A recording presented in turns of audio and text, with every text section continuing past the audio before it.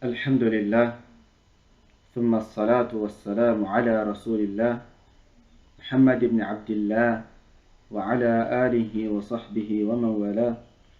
أما بعد، فالسلام عليكم ورحمة الله وبركاته. إليني ìtẹ̀síwájú tí ó máa jẹ́ ìjókòó ẹlẹ́ẹ̀kẹfà látinú àlàyé eléyìí tá ń bá lọ lórí mawqifu Sheikh al-Islam Ahmad ibn Abd al-Halim ibn Taymiyyah rahimahullahu ta'ala nípa mawlidu nabi sallallahu alayhi wa ala alihi wa sallam tí a ń kàfìrà látinú tírà iqtida'u as-sirati al-mustaqim في مخالفة أصحاب الجحيم pẹ̀lú التعليق القويم ti الشيخ العلامة صالح ابن فوزان ابن عبد الله الفوزان حفظه الله تعالى. أبارا ديوري أرى ابن تيمية رحمه الله تعالى ثم إن شاء الله يفهم nípa àwọn iṣẹ́ bákan náà nípa bó ṣe yẹ kí mùsùlùmí kí ó máa ṣe bó ṣe yẹ kó máa mójútó ìjọsìn. Bákan náà wọ́n ṣàlàyé fún wa pé ọ̀pọ̀lọpọ̀ nínú àwọn tí wọ́n máa takò àwọn bídáhùn kọ̀ọ̀kan èèyàn rí wọn náà tí wọ́n máa ṣe tafsir níbi máa ṣe àwọn sunan. Bákan náà wọ́n ṣàlàyé fún wa pé èèyàn kì í kọ aburú àyàfi kí èèyàn fi dáadáa tí ó ràn wọ́n lọ́rọ̀, tí ó rọ àwọn tí ń kọ aburú fún, tí ó ràn wọ́n lọ́rọ̀ kúrò níbi aburú yẹn. Èèyàn kọ aburú, èèyàn fi dáadáa, èèyàn fi rọ́pò ẹ̀. Wọ́n jẹ́ ká mọ̀ pé an-nufus qad khuliqat li ta'mal la li tutrak. Wọ́n dá àwọn ẹ̀mí yìí, wọ́n dá wọn torí kí wọ́n bá lè máa ṣiṣẹ́, ká bá lè máa lò wọ́n ni, kì í ṣe nítorí kí ká bá lè máa gbé wọn jù sílẹ̀. بتي أرى فارسي هوني بتنصي لكن سبحان لما كان من الأعمال السيئة ما يفسد عليها العمل الصالح. سبحان تيكي بنا ويشابه إلي تيكي أما با ويشارجة نهيت عنه وقفوا يشابه وقفوا ما شاء الله ركرم بما دب حفظا للعمل الصالح لا تلي في شاء إشاره nítorí kí iṣẹ́ rẹ̀ kí ó má bàa bàjẹ́. Sheikh al-Allama Salih ibn Abdullah al-Fawzan حفظه الله تعالى wọ́n ní pé ọ̀rọ̀ Ibn Taymiyyah rahimahullah ta'ala sọ pé وما يجب على من كان إماما أو قاضيا يجب على كل من تولى عملا سواء كان خاصا به أو للناس. ọ̀rọ̀ wọn tí wọ́n sọ pé ibi tí Sheikh al-Islam tó ti ń bọ̀rọ̀ wọn bà wípé bákan náà bẹ́ẹ̀ nínú àwọn nǹkan tí pé ó jọ́ràn yàn lé ẹni tó bá jẹ́ imam lórí, ó sì jọ́ràn yàn lórí ẹni tó bá jẹ́ bí qadi lórí láti ṣe. Wọ́n ní pé yajibu ala kulli man tawalla amalan, ó ní ọ̀ràn yàn yìí náà ni ó lórí gbogbo ẹni tí ó bá wà níbi iṣẹ́ kan wọ́n fi sípò kan, سواء كان خاصا به أو للناس. yálà iṣẹ́ yìí ó jẹ́ pé òun nìkan ló ní ni àbí iṣẹ́ yìí ó ti gbogbo èèyàn ni wọ́n ní. alladhi yusalli li nafsihi aw yusalli linnas, gẹ́gẹ́ tí ó ń kírun fúnra ẹ̀ àbẹ́ tó ń kírun fún àwọn èèyàn. èèyàn lè máa kírun fúnra ẹ̀, èèyàn sì lè máa kírun fún àwọn èèyàn. an yutqina as-salah, ọ̀ràn yẹn ni lórí irú ẹni bẹ́ẹ̀ kí ó ṣe sàláàtì kó ṣe dáadáa. yálà ó kírun fúnra ẹni àbó kírun lẹ́ni tó ṣe imam fún àwọn èèyàn nílé annaha ibadatun lillah, torí pé tó bẹ́ ṣe yìí tó ń ṣe yìí ìjọsìn ni fún Allah subhanahu wa ta'ala ala kila al-halayn, lórí gbogbo ojúpọ̀nà méjèèjì. ní sawa'an addaytaha munfaridan aw addaytaha imaman linnas, yálà ó kírun lẹ́ni tó ń dá kíni àbótí kí lẹ́ni tó ń ṣe imam fáwọn èèyàn. ọ̀ràn yà ní kíyàn ṣe kíni, kíyàn ṣe bó ṣe tọ́. nílé anna al-ibadata لا بد من إتمامها وإيفائها حقها. torí pé ìjọsìn ní ọ̀ràn yẹn ni kéèyàn complete ẹ̀, kéèyàn pé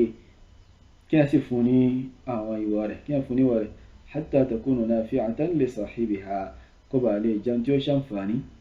fún ẹni tí ó ṣe. ومن ثم يثاب عليها كما باسي لسان يراني به كما لساني أساني أريله سولنا واشر عيلا يبقى إليه تجاه فرائض àwọn iṣẹ́ ilé tó jẹ́ ọ̀ranyàn so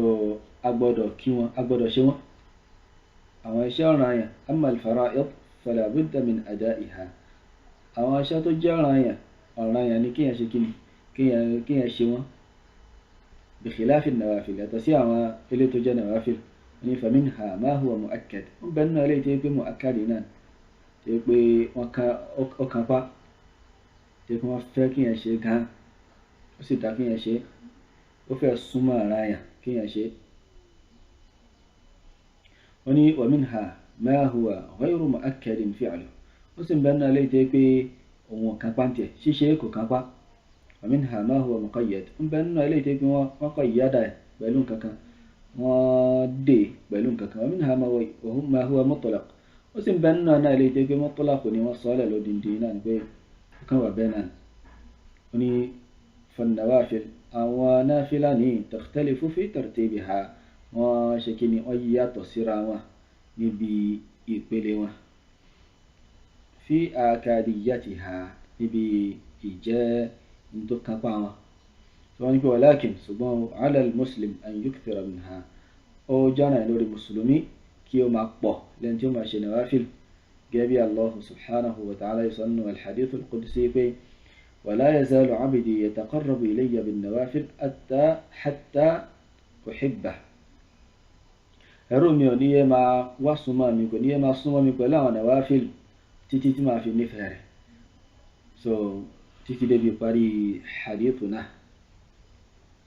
bákan náà wọ́n máa ń ṣàpé anabi sallallahu alayhi wa sallam ọjọ́ nìkan tó pé a máa mójútó àwọn fara'id lọ́pọ̀lọpọ̀ so bákan náà a sì máa pọ̀ lẹ́ni tí ó máa ṣe àwọn nawafil so àti bẹ́ẹ̀ bẹ́ẹ̀ lọ nínú ọ̀rọ̀ eléyìí tí Sheikh al-Allama Salih al-Fawzan hafidhahullah ta'ala tí wọ́n sọ so bákan náà lórí ọ̀rọ̀ Ibn Taymiyyah rahimahullah tó yẹ pé wa kathirun min al-munkirina li bid'i al-ibadat lọ́pọ̀lọpọ̀ nínú àwọn tí pé wọ́n máa tako àwọn àdádálẹ̀ táwọn yẹn máa ń ṣe nínú ìjọsìn so tí pé ó rọ́pọ̀lọpọ̀ wọn tí pé wọ́n á jẹ́ muqassirun fi as-sunan wọ́n á jẹ́ tí pé wọ́n ní ṣe àṣetó wọ́n máa ṣe àìṣe ètò níbi àwọn sunan wọ́n ní máa ṣe àwọn tó jẹ́ sunna gẹ́gẹ́ bí ó ṣe tó àti bí ó ṣe yẹ so Sheikh al-Fawzan hafidhahullahu ta'ala ní pé ba'd an-nas afọ́kan náà wọ̀nyẹn qad yunkiru al-bid'a ẹlẹ́rìí tí ó máa tako bid'a hadha shay'un matlub in tí àsìfẹ́ náà eléyìí tó dá iná ní eléyìí lakinnahu la yakunu harisan ala as-sunan ṣùgbọ́n irọ́ ní rí kò ní jẹ́ tí ó máa ṣojú kòkòrò lórí máa ṣe àwọn sunna ó ní falladhi yajib in tó jọ́nà ẹ̀wọ̀n ní pé kí huwa inkaru al-bid'a wọ́n ní kí ẹ̀ tako bid'a wal-hirsu ala as-sunani wad-da'watu ilayha kí ẹ̀ sì máa lójú kòkòrò lórí àwọn sunna kí ẹ̀ sì máa pèpè lọ síbẹ̀ wọ́n ní fahum àwọn ẹni yìí tẹ́ pé wọ́n máa ṣe nǹkan kan wọ́n máa tako bídà wọ́n máa gbé sunna jù sílẹ̀ yìí fahum fa'alu shay'an wa taraku shay'an wọ́n ṣe nǹkan wọ́n sì gbé nǹkan jù sílẹ̀ wọ́n ṣe nǹkan wọ́n gbé nǹkan jù sílẹ̀ wọ́n ní fa idha nahaw 'anil bid'i faqad ahsanu wọ́n bá tako bídà wọ́n tako àdádálẹ̀ faqad ahsanu dáadáa ni wọ́n ṣe walakin sumaw 'alayhim an yahrisu 'ala as-sunani wad-da'wati ilayha ọ̀nà ẹni lórí wọn kí wọ́n ṣojú kòkòrò kí wọ́n mójútó súnnà náà bákan náà máa pèpè lọ síbi àwọn súnnà yìí ó ní wa hadha halu kathirin min ash-shababi wa talabati al-ilmi fi waqtina al-hadir so eléyìí ni ìṣesí ọ̀pọ̀lọpọ̀ nínú àwọn ọ̀dọ́ àti àwọn akẹ́kọ̀ọ́ ní àsìkò wàyí tí a wàyí Allahul musta'an kí Allah subhanahu wa ta'ala kí ó ṣàánú ẹnì kọ̀ọ̀kan wa kó sì foríjì wa kó tọ́ wa sọ́nà kódà ṣe fàbátò fún wa ní fa innahum yunkiruna al-bid'a so àwọn shabab àwọn ọ̀dọ́ lásìkò yìí yunkiruna al-bid'a wọ́n tako bid'a wa yatashaddaduna fi dhalika wọ́n ṣe kíni wọ́n máa mú kókókó wọ́n lè kókó lórí eléyàn hatta yahkumu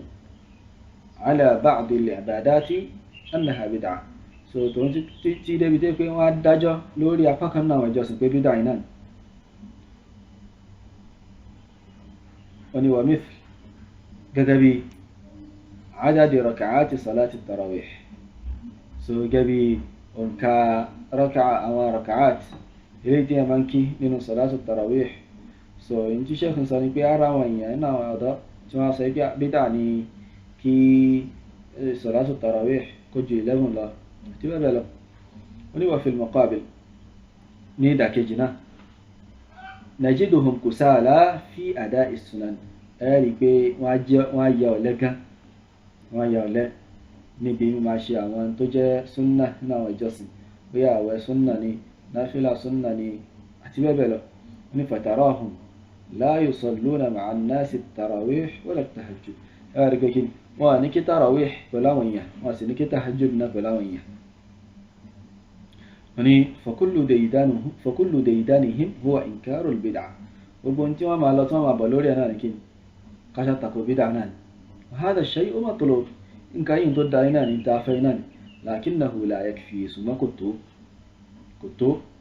فعلى من ينكر البدعة أن يعوض عنها بالسنة. so وجانا لو يبغى طبعا تاكل بدعة كما في السنة replace. ولذلك أن تولي إليه ينبغي وجانا يوسطه على من ينكرون البدعة لو يبغى طبعا تاكل بدعة أن يغرسوا بدلها السنن في قلوبهم وقلوب الناس، kí wọ́n gbìn láti fi replace àwọn bídà tí wọ́n takò yìí, kí wọ́n gbìn súnnà láti fi replace àwọn bídà yìí sínú gbáyà wọn, ìyẹn inú gbáyà ara wọn àti inú gbáyà àwọn èèyàn. فلا يترك الأمر فراغا، tí wọ́n gbọ́dọ̀ fi alámọ̀rí wọn gbọ́dọ̀ fi ilẹ̀ báyẹn kó kàwà empty bẹ́ẹ̀. لأن الناس سيعملون، torí pé àwọn èèyàn wọ́n ṣiṣẹ́ إما في الخير وإما في الشر، إما kí wọ́n máa ṣe dáadáa àbí kí wọ́n máa ṣe aburú. wọ́n ní فإن لم ينشغلوا في السنن انشغلوا بالبدع، tí wọ́n bá ti ṣe kí n tí wọ́n bá ti kó àìrójú pẹ̀lú súnnà tó yẹ pé súnnà ń bẹ wájú wọn máa ṣe súnnà lóríṣiríṣi انشغلوا بالبدع àdádálẹ̀ náà wọ́n máa ṣe. wọ́n ní والشيخ قد نبه على ذلك بقوله، so sheikh ní sheikhul islam Ibn Taymiyyah rahimahullah ta'ala ó pé àkíyèsí lórí ilé pẹ̀lú ọ̀rọ̀ rẹ̀ tó sọ pé ولعل حال كثير منهم يكون أسوأ من حال من يأتي بتلك العبادات المشتملة على نوع من الكراهة. so ṣe gan pé iṣẹ́ sí ọ̀pọ̀lọpọ̀ wọn so ó lè burú ju ìyẹn iṣẹ́ sí condition ọ̀pọ̀lọpọ̀ àwọn tí wọ́n ń takò àwọn bídà yìí, ó lè burú, ó lè worst gan ju condition àwọn tí wọ́n ń ṣe àwọn bídà yìí lọ, àwọn ìjọsìn tí ó kó àwọn bídà tó kó sínú yìí. so àti bẹ́ẹ̀ bẹ́ẹ̀ lọ́nà ọ̀rọ̀ tí sheikh hafidhahullahu ta'ala tí wọ́n sọ nílé ká gbogbo ọ̀rọ̀ wọn tán nítorí kí a bá lè tètè fi ìdánilẹ́kọ̀ọ́ yìí ká bá fi lè gúnbì kan insha Allahu azza wa jal. so ní náà wà bọ̀ sórí ọ̀rọ̀ sheikhul islam eléyìí tó kàn lẹ́yìn ọ̀rọ̀ sheikhul islam taka last yàtọ̀ sí ta'liqu sheikhul fawzan. so a rí pé à ń ka ọ̀rọ̀ yìí bọ̀ látòkè àfò kankan bẹ́ẹ̀. so lẹ́yìn náà iná ní sheikhul islam Ibn Taymiyyah rahimahullah ta'ala nígbà tí wọ́n ti ṣàlàyé àwọn tó ń ṣàlàyé síwájú wọn sọ pé fata'dhimul mawlid, wọ́n rí máa gbé mawlidu ga wattikhaduhu mawsiman, àti máa sọ di ayẹyẹ, máa mú ní ayẹyẹ, máa mú ní nǹkan tí pé èèyàn máa celebrate. qad yaf'aluhu ba'du an-nas, afọ́kan náà àwọn èèyàn lè ṣe. wa yakunu lahu fihi ajrun 'azim, tó jẹ́ pé ṣíṣe tí afọ́kan náà yẹn ṣe yẹn wọ́n gbà ládá, tó pé wọ́n lè ní ládá tí ó tóbi látara ṣíṣe tí wọ́n ṣe yẹn li husni qasdihi, látara kí èròǹgbà àwọn eléyìí tí ó dá. wa ta'zimihi li rasulillahi sallallahu alayhi wa sallam, àti látara gbígbá nàbì ga eléyìí tó gbéga. àríkọ́rọ̀ yìí Ibn Taymiyyah rahimahullah ta'ala ó padà sórí tó ẹni tí wọ́n fi bẹ̀rẹ̀ náà ni nípa pé kí ni bí máa ṣe nǹkan yìí apá kan nínú àwọn èèyàn wọn Allah subhanahu wa ta'ala ó lè san wọ́n lẹ́san lórí husnul qasd àti ta'zimur rasul la ala al bid'ah, kì í ṣe lórí àwọn àdádálẹ̀. wọ́n ní كما قدمته لك كما يشعر فوسواج أنه يحصل من بعض الناس ما يستقبح من المؤمن المسدد. wípé kí ni a máa jẹ́ nǹkan tó dáa ní ọ̀dọ̀ apá kan náà àwọn èèyàn, ẹni pé àwọn ìṣesí kọ̀ọ̀kan ó lè máa da, a lè rí sí, a lè sọ pé nǹkan yìí nǹkan tó dáa ni lọ́dọ̀ apá kan náà àwọn èèyàn yẹn, tí apá kan náà àwọn yẹn bá ṣe a lè sọ pé nǹkan tó dáa iná ni. nǹkan wo ni nǹkan tẹ́ pé ma yustaqbahu min al-mu'min al-musaddad, ní tẹ́ pé tí mu'mini al-musaddad tó dúró dédé tó bá ṣe a sọ pé aburú ni nǹkan náà, tó túmọ̀ sí pé nǹkan náà kì í ṣe dáadáa nípìnlẹ̀, torí tó bá jẹ́ dáadáa kò lè jẹ́ pé táwọn kan bá ṣe yóò dáa, táwọn kan bá ṣe kò dáa. So eléyìí yóò máa mú ọ̀rọ̀ tó ti ṣíwájú náà yóò máa mú yé wa pé tá a bá rí èèyàn tó ń ṣe aburú kan ká má kọ aburú náà fún, tó bá jẹ́ pé kíkọ̀ fún yóò lead lọ síbi ṣíṣe aburú tó tóbi ju eléyàn lọ. So áfíríkà rẹ̀ lórí ẹ̀ èyí ò wá túmọ̀ sí pé àwọn mùsùlùmí yòókù wọn máa lọ ṣe aburú yẹn náà rárá, àyàfà àwọn tí condition wọn bá rí báyẹn nínú àwọn èèyàn. So yahsunu min ba'd an-nas ma yustaqbahu min al-mu'min al-musaddad. So ẹni tó jẹ́ al-mu'min al-musaddad, mu'mini tó dúró dédé tó tí ó gbẹ́sìn yé tó sì ń ṣe ẹ̀sìn rẹ̀ gẹ́gẹ́ bó ṣe yẹ, tó bá ṣe àwọn kankan ó lè jẹ́ aburú lọ́rọ̀ tẹ̀, tó pé tẹ́lómi bá ṣe ẹlòmíì tí ò dá tó lẹ́sìn, tí ò dá tó ní ìdúró dédé, tóun bá ṣe a lè sọ pé nǹkan yìí ẹ jẹ́ ká fi ilẹ̀ lórí ẹ̀, eléyìí ní tó ṣe yìí ó sì dá ju kó máa ṣe nǹkan báyìí láburú lọ. So ohun tí wọ́n ń ṣàlàyé gangan náà eléyìí sáwọn àbí àwọn tó ń ṣe maulid, ṣé al-mu'min al-musaddad lẹ́yìn àbí ba'd an-nas tí Ibn Taymiyyah sọ yẹn, torí pé tí Ibn Taymiyyah sọ yẹn náà ilé pé kí ṣíṣe maulid yìí ó lè alẹ́ kákùn kan tó dá lọ́dọ̀ àwọn kan látara pé kí ni tá bá fi lè kọ́ fún wọn wọ́n bọ́ sórí aburú tó ju aburú maulid yẹn lọ, tó túmọ̀ sí pé aburú náà ni maulid, aburú náà ni maulid, ṣùgbọ́n ó tún wá fúyẹ́ láburú ju àwọn nǹkan mìíràn lọ táwọn náà jẹ́ aburú, tí pé tí àwọn èèyàn tó wá fi lè fi aburú kan yìí rẹ̀ tí wọ́n dẹ̀ rí nǹkan míì tí wọ́n fi replace ẹ̀, wọ́n á bọ́ sórí aburú tó tún jù lọ. tó túmọ̀ sí pé kí ni tí apá kan náà yẹn bá ṣe nǹkan yìí a lè sọ pé ó sì wà manageable, ó sì wà manageable, ó sì dá ó sì lọ. ṣùgbọ́n tí àwọn mùsùlùmí gidi tí wọ́n dúró dé tí wọ́n bá ṣe á sọ pé kí ni aburú lẹ ṣe yìí, eléyìí ò dá, torí àlọ́ jẹ́ pé ìyẹn lè rí, nítorí ẹ̀yẹn gbọ́dọ̀ gbọ́ àgbọ́yé al-inkar, ẹ̀yẹn gbọ́dọ̀ gbọ́ yìí fiqhu inkar al-munkar, àgbọ́yé bó la ṣe máa ń kọ aburú yẹn gbọ́dọ̀ gbọ́ yìí. ìyẹn lè rí ẹnìkan mùsùlùmí kan kó máa ṣe aburú kan kí ẹ máa kọ̀ fún, kí ẹ sì rí mùsùlùmí mi kó máa ṣe irú kan kí ẹ kọ̀ fún, ìyẹn gbọ́dọ̀ sọ pé ẹni yìí ó ń ṣe pàṣíà àbí ó ń ṣe kéyìrò bí kì í àlẹ́yìn, rárá, àgbọ́yé yìí náà ni. wọ́n ní wọlé hádà nítorí eléyìí kí ìlànà ìmáàmì Ahmad, wọ́n sọ fún al-Imam Ahmad yìí pé an ba'd al-umara, wọ́n sọ fún nípa apá kan náà àwọn olórí pé innahu anfaqa ala al-mushaf 1000 dinar aw nahwa dhalik, wípé ó ná 1000 dinar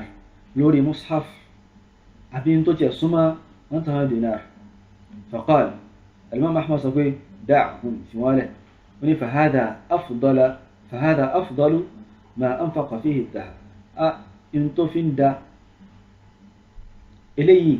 ó lóore fún ẹni yìí kó ná owó rẹ̀ lé lórí ju kó lọ ná sí in tí kò nítumọ̀ lọ. ẹni pé tó bá ti náwó rẹ̀ tó fi ń ṣe mushaf lọ́ṣọ́ báyìí ó sì dájú kí ó wá náwó rẹ̀ kó ná sórí nǹkan míì tí ó dáná, tòun ti pé ṣe mushaf lọ́ṣọ́ tó ń ṣe yẹn náà kì í ṣe pé ó jẹ́ nǹkan tó dáná, kí ẹ kó jẹ́ nǹkan tó wà mahmud ala al-itlaq báyìí táwọn sọ pé ó dá kí ẹ bá ṣàlàyé fúnra wa síwájú pé kí nǹkan yìí nǹkan tó jẹ́ makruh yìí náà ni. ṣùgbọ́n kí ẹ wá náwó yẹn kí ẹ ná sórí mushaf bẹ́ẹ̀ gbọ̀nà tí ò dá yẹn, àti kí ẹ wá ná síbi ọtí, kí ẹ ná síbi zina, èwo lásán pé eléyìí fúyẹ́, èwo ló fi ń jẹ́ akhafu ad-dararayn, èwo lábúrò rẹ̀ fi ń fúyẹ́ jù, sáré pé eléyìí tí wọ́n lẹ́nu yìí tó ṣe yìí náà ni. wọ́n ní aw kama qala, àbí bí wọ́n ti ṣe gbọ̀rọ̀ náà wá, àbí bí Imam Ahmad wọ́n sọ kó sọ. wọ́n ní ma'a anna madhhabahu, tó ń ti pé madhhabu ya Imam Ahmad wọ́n ní pé anna zakhrafata al-masahif makruha. wọ́n ní madhhabu Imam Ahmad, ìlànà Imam Ahmad wọ́n ní pé kí ẹ máa ṣe mushaf lọ́ṣọ̀ọ́ makruha iná ní tí ò tọ́ iná ní tí ò tọ́ iná makruha dẹ̀ ní tí wọ́n ní makruh ní orí ahọ́n àwọn al-fuqaha tí wọ́n ti ṣíwájú so in tí wọ́n máa ń gbà lérò pẹ̀lú ọlọ́pọ̀lọpọ̀ àwọn oníkejì haram tó ti bẹ́ẹ̀ kọ́ Imam Ahmad sọ pé bí olórí yìí bó ṣe ń náwó rẹ̀ síbi mushafu yìí tó fi ń ṣe lọ́sọ̀ yìí tó ti pé nǹkan tí ò tọ́ iná ni ó sì dájú kó máa lọ ná sí kíni kó máa lọ ná sí ibi tó jẹ́ nǹkan bàjẹ́ tó clear wípé ìbàjẹ́ iná nìkan yìí lọ. torí àwọn náà sọ pé kí apákan náà àwọn èèyàn tó jálá ìmọ̀kan kí wọ́n máa ṣe mọ́wólìd lápèjúwe ó sì tún dáa fún wọn ju kí wọ́n máa ṣe nǹkan míì lọ tó jẹ́ àdádálẹ̀ bóyá àwọn bídáhùn tí ó jẹ́ àwọn bídáhùn tí ó tóbi náà. so tòun ti pé bídá yìí tòun ti pé mọ́wólìd bídá yìí náà a sọ pé mọ́wólìd ti di súnnà àbí mọ́wólìd tó ti di nǹkan tó dáa ṣùgbọ́n tó yẹ pé ihun tó ń tọ̀ ń ṣe kò jù báyìí náà lọ tó ìjẹ́ pé tí ó bá fi lè ṣe àbí tó bá fi lè takò lórí ẹ̀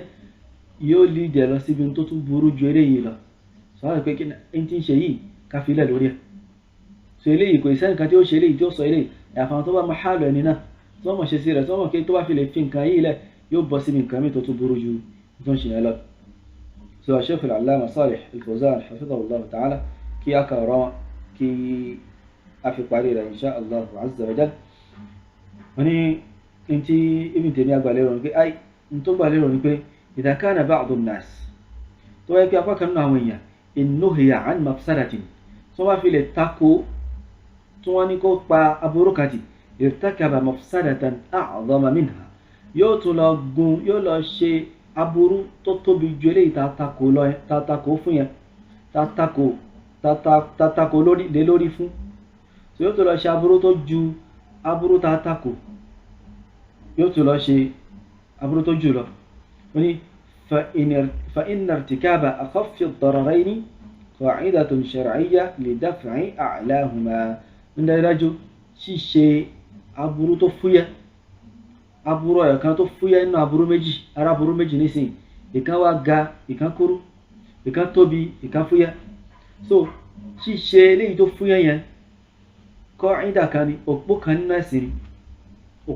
ẹ̀sìn náà ni láti fi ti aburú eléyìí tó tóbi láti fi ti dànù. so gẹ́gẹ́ bí Sheikh As-Sa'di rahimahullah ta'ala gẹ́gẹ́ sọ́nà manzumatu al-qawa'id al-fiqhiyya wípé idha tazaha adadu al-masalih yuqaddamu al-a'la min al-masalih wa ضده تزاحم المفاسد يرتكب الأدنى من المفاسد. wọ́n pé tí maslaha méjì tó bá ti lè pàdé ara wọn yuqaddamu al-a'la min al-masalih èyí tó ga jù nínú àwọn maslaha méjèèjì èyí tó ga jù nínú dáadáa méjèèjì òun láti síwájú òun láṣẹ. so ìdákejì rẹ̀ wá ní kí ni tazahum al-mafasid nígbà tí aburú méjì tó bá ti lè forí gbára wọn a sì gbọ́ àárọ̀ náà lọ àfi ká ṣe kan nínú méjèèjì. yurtakabu al-adna min al-mafasid eléyìí tó wá kúrú jù tó lójú nínú àwọn aburú méjèèjì yẹn àbí nínú àwọn aburú tó pọ̀ yẹn iná lè yóò ṣe. so eléyìí qaida kan principle kan ni òfin ẹ̀sìn kan ni òpó kan ni tí ó rìnlẹ̀ náà sí lọ́dọ̀ àwọn olùmọ̀ nípa al-qawa'id al-fiqhiyya. wọ́n ní fa in wujida man yuzakhrifu al-mushafa wa yuhassinuhu fala tanha an dhalik tó bá tabari ẹni tí pé ó ń ṣe mushaf lọ́ṣọ̀ọ́ mákọ̀ fún mákọ̀ nǹkan tó ṣe yìí mákọ̀ fún wọ́n ní li annahu idha nahaytahu an dhalik torí pé tó bá fi lè kọ́ fún tó ní kó má ṣe nǹkan yìí ma fa innahu rubbama yatahawanu fil mushaf ó lè padà fọ́ yẹpẹrẹ mú mushaf kó ṣe kó padà máa wọ pé kí mélòó náà á ní kí ni wá ní so kó máa yẹ̀yẹ́ mushaf ẹni àrùn. wọ́n ní wa fi'luhu hadha fihi naw'un mustahabbin in tó yìn ṣe yìí nísìnyí so nǹkan kan tó jẹ́ mustahabbu ṣì wà mẹ́ wa huwa ta'zimu al-mushaf wa tawqiruhu wọ́n ní kí ni mi máa gbé mushaf ga mi máa pọ́n mushaf lé sáré pé nǹkan yìí in tí ó da iná ní tó wà mustahabbu ni tòun ti pé ó ṣàṣejù lórí pé kí ni ó ń ṣe lọ́sọ̀ọ́ ń kọ́ àwọn ọ̀ṣọ́ sí ní àwọn nǹkan tí àbùkátà tó jẹ́ makruh tàbí tó jẹ́ haram. wọ́n ní wa in kana zada fil qadri min dhalik bó tilẹ̀ pé òun tún ṣàlékún ó fi àṣejù ó fi kún àpọ́nlé rẹ̀ tó ṣe fún mushaf. wọ́n ní wa gharadu shaykh an yaqul ntí sheikhul islam tí wọ́n gbà lérò ní pé wọ́n sọ pé inna ba'da alladhina ya'maluna al-bid'ah inna ba'da alladhina ya'maluna al-bid'ah apá kan dájájá apá kan náà àwọn tí wọ́n ń ṣe àdádálẹ̀ qad yuthabuna ala niyyatihim wa maqasidihim wa mahabbatihim lil khair wọ́n lè san wọ́n lẹ́san lórí àwọn àníyàn wọn àti èròǹgbà wọn àti ìnífẹ̀ẹ́ oore wọn la annahum yuthabuna ala al-bid'ati wa ala amali al-mawlid kìí ṣe pé wọ́n san wọ́n lẹ́san lórí àdádálẹ̀ àbí lórí mawlid tí wọ́n ṣe òun lè rí innama yuthabuna ala niyyatihim faqat wọ́n san wọ́n lẹ́san lórí àníyàn wọn lásán iná wọ́n ní faqad yakunu qasdu alladhi ya'malu al-mawlid an-niyyata as-salihah ló lè jẹ́ pé èròǹgbà ẹni tó ń ṣe mawlid so lè jẹ́ pé àníyàn rẹ̀ iná lè èròǹgbà rẹ̀ ó láníyàn gidi iná ni lakinnahu akhta at-tariq ṣùgbọ́n ó ṣìnà ó sì ṣe mistake fahuwa ahsan min alladhi lam ya'mal shay'an wa lam yanwi khayra so eléyìí ní tó ṣe mistake yìí pẹ̀lú èròǹgbà tó dà yìí ó lóore jẹ́ pé òun ti ẹ̀ ṣe nǹkan kan lọ tí ó sì láníyàn orí kankan wọ́n ní fayanbaghi an tanmi fihi niyyatul khair so ọ̀ràn yàyà ni kí àníyàn rẹ̀ yìí kí ó ṣe kí ni kí a mú dàgbà ní ara rẹ̀ ní pé kí a ṣe lójú kòkòrò yóò sì máa ṣe dáadáa tí bí àníyàn orí yẹn bí ó ṣe máa dàgbà sí kì í pa wá ṣe nǹkan tí pé yóò mú má ṣe kí ni má láníyàn rẹ̀ ara ní wa yuwajjahu ila al-amal as-salih so okay wọ́n ní pé fayanbaghi an tanmiya fihi niyyatul khair so irú ẹni yìí tẹ́ pé kò iṣẹ́ kankan kò sì ní èròǹgbà kankan yìí ọ̀ràn yẹn ni ẹ̀tọ́ wa ní kí a ṣojú kòkòrò bó ni àníyàn rẹ̀ yẹn bó ni ó ṣe kíni bó ni ó ṣe dàgbà bó ni ó ṣe dàgbà nínú gbáyà tiẹ̀ náà wa yuwajjahu ila al-amal as-salih tí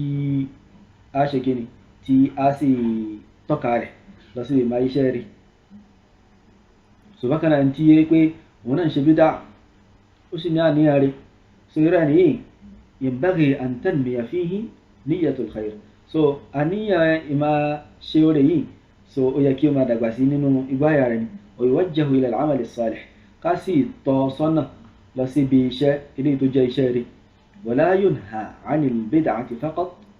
wala yuwajjahu ila as-sunnah so kì í pé bóyá a wá tako bídà lásán a ní pé kó má ṣe bídà mọ́ lásán àwa ní